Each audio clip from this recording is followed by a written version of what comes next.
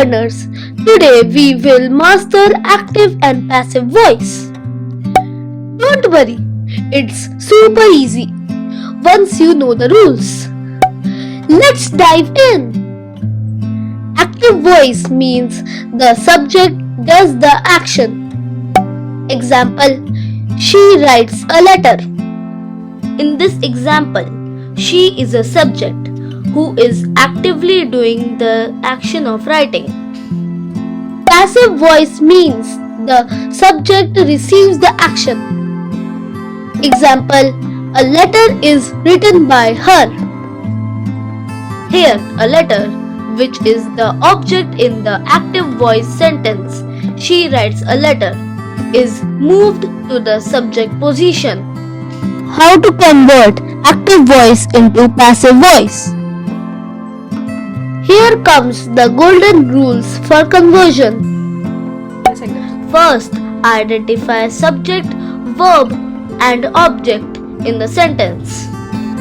Second, move the object to the subject place. Third, use the correct form of be plus past participle.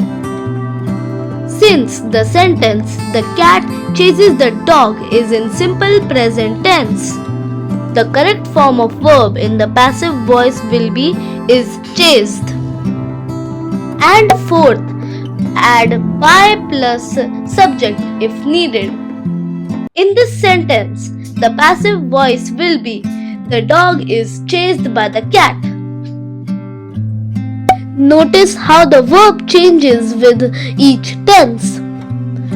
For simple present, she writes a letter will become a letter is written by her. For present continuous, she is writing a letter will become a letter is being written by her. For present perfect, she has written a letter will become a letter has been written by her. For simple past, she wrote a letter will become a letter was written by her. For past continuous, she was writing a letter will become a letter was being written by her.